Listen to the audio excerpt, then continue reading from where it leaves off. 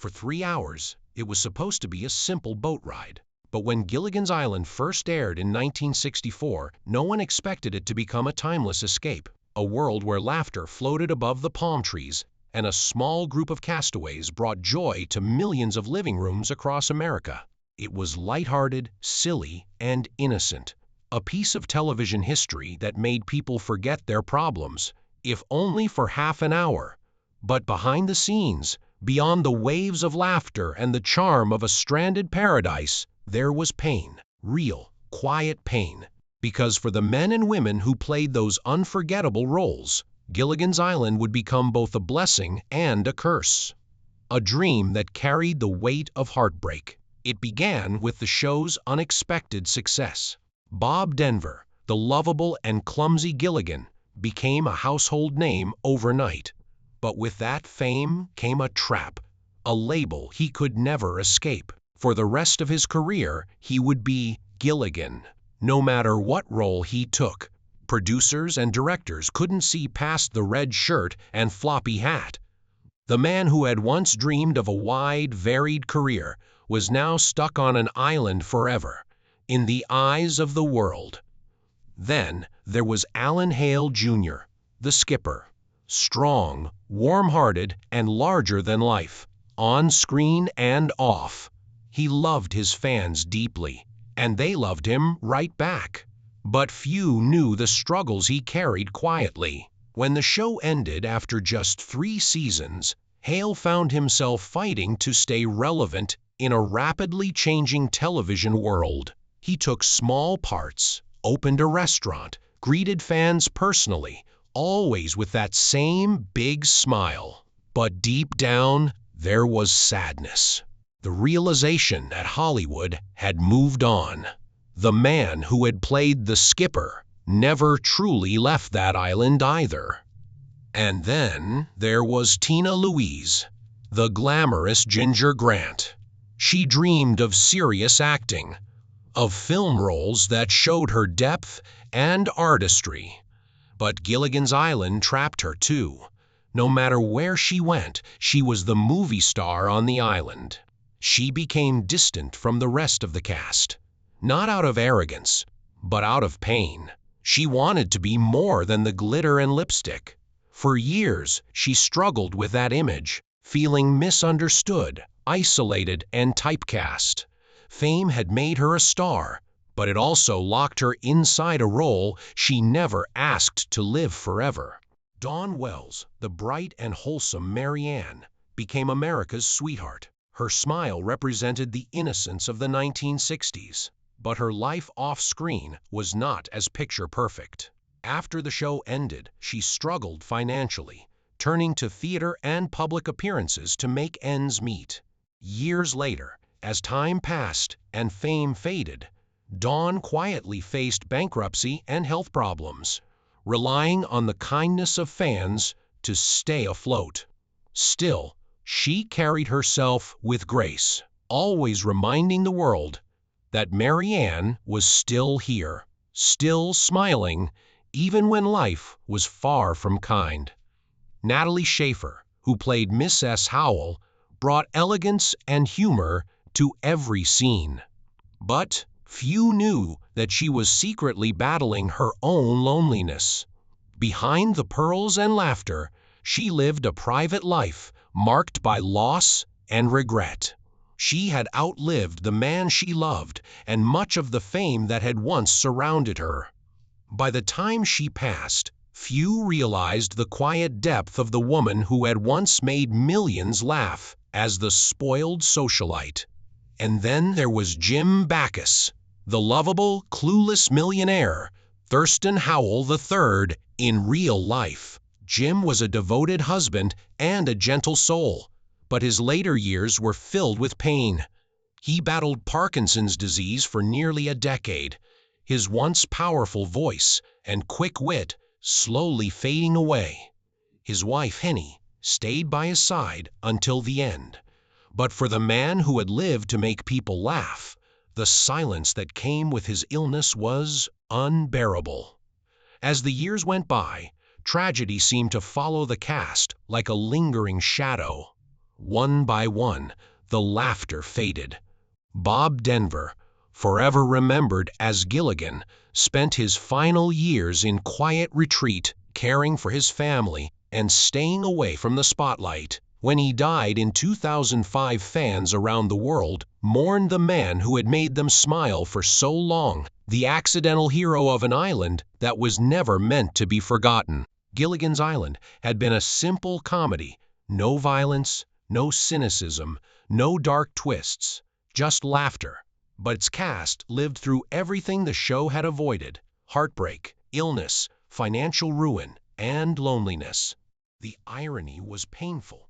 A show about people stranded together in paradise had, in reality, left its stars stranded in Hollywood's memory, forgotten by studios, ignored by critics, remembered only as caricatures of who they once were.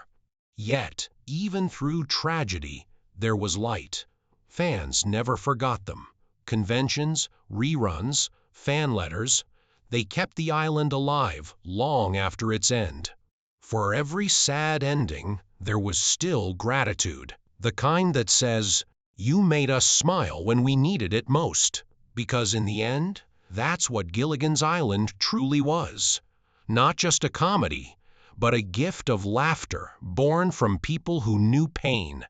And that's what makes it beautiful and tragic, exploring the deeper real-life tragedies. Dawn Wells's final years, Bob Denver's health, the cast's emotional separation, and the show's legacy after their deaths.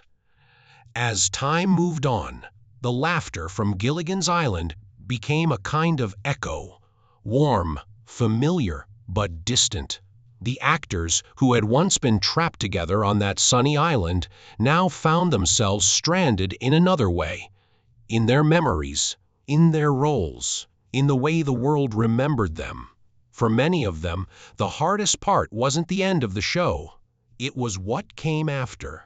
The quiet years, when the phone stopped ringing, when fame slipped away, and when the audience's laughter turned into silence. Dawn Wells, who had played Mary Ann, was among the first to feel the sting of time. She had been loved for her innocence, her kindness, and her bright optimism. A small-town girl with a heart of gold. But Hollywood is not kind to women who age out of its spotlight. Roles became scarce, and she was often overshadowed by the glamour of Ginger or the goofy charm of Gilligan. Still, Dawn carried on with grace. She traveled the country meeting fans, appearing at conventions, and embracing the love of those who never forgot her. But behind her smile, there was quiet pain, financial struggles that grew heavier over time. When news broke years later that she was facing bankruptcy, fans were shocked. How could someone so loved, so iconic, end up so forgotten by the very industry she helped brighten?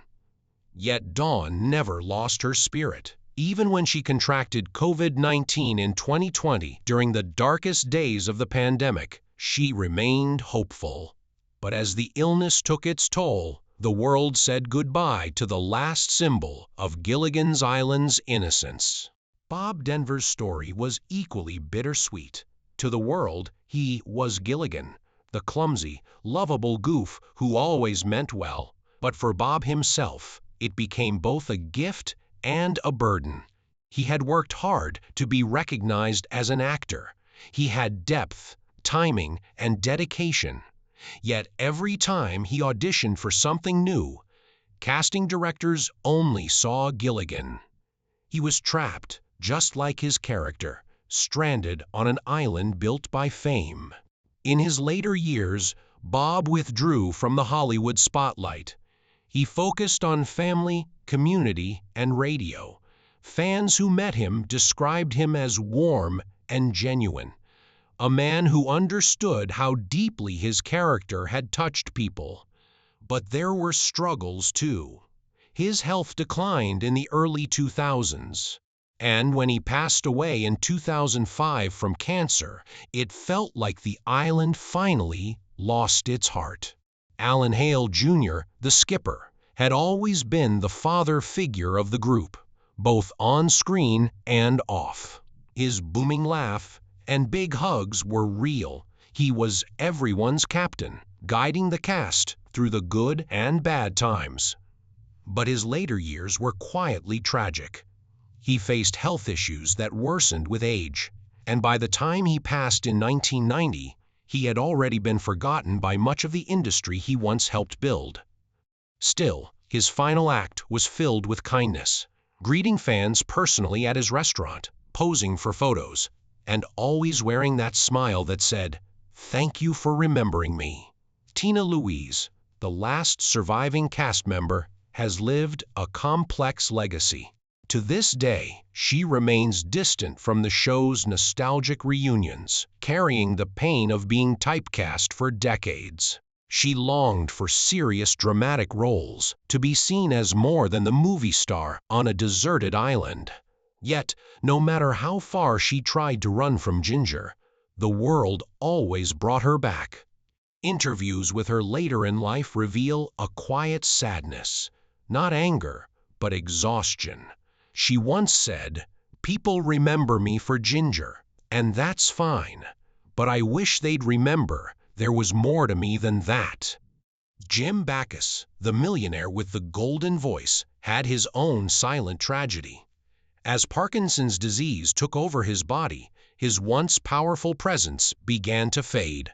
For a man who lived to perform, losing control of his voice was unbearable. Yet through it all, he remained kind and gracious. His wife, Henny, wrote a memoir after his passing, describing their life together as filled with laughter, even through the pain. It was the kind of love story that mirrored the heart of Gilligan's Island, always finding light, even in the darkest storms. Even Natalie Schaefer, the elegant Mrs. Howell, carried heartbreak behind her pearls and smiles. She lived to an old age, but much of her later life was spent in quiet isolation. Few people knew how deeply she cared about her co-stars, or how often she reached out to them during difficult times. Her wealth gave her comfort, but not connection. By the time she passed in 1991, many of her fans didn't even know she was gone. Russell Johnson, the professor, perhaps had the gentlest ending. Known for his calm wisdom and intelligence, he remained a beloved figure until his passing in 2014. But even he carried the sorrow of watching his friends fade away, one by one.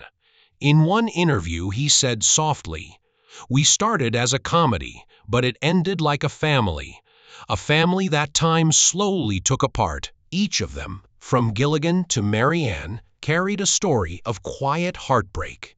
Gilligan's Island was supposed to be a paradise, a place where 7 strangers became friends. But when the cameras stopped, that bond was tested by time, fame, and loss. The cruelest irony of all was how the entertainment industry treated them. The show that defined their lives also limited them. For years, they fought for recognition, for fair pay, for creative respect.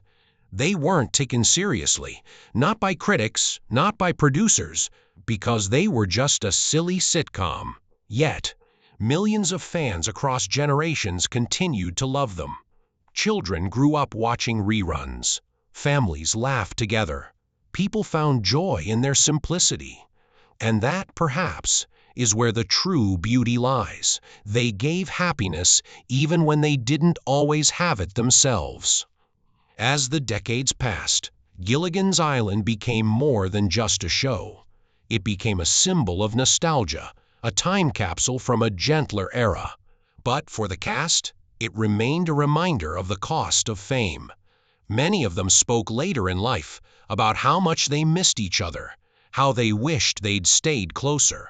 Dawn Wells once said, "We were a family, and like all families, we drifted apart, but we never stopped loving each other." In the end, the laughter that echoed from that little island became a memorial, a sound that carried their memory forward long after they were gone. Bob Denver, Dawn Wells, Alan Hale Jr., Jim Backus, Natalie Schaefer, Russell Johnson. Each name now carries a legacy, built on laughter, wrapped in tragedy. But perhaps the most touching truth is this: they gave the world joy, even while struggling with pain. Because for them, the island never really sank. It lived on, in reruns, in fans' hearts, in the memories of a world that once tuned in just to forget its worries. And for that, their legacy remains unsinkable. They may have felt stranded in their later years, but through laughter, they built a bridge that time can never destroy. Soft piano music fades in. They made us laugh. They made us dream. And behind every smile, there was a story. One of sacrifice, love, and quiet heartbreak.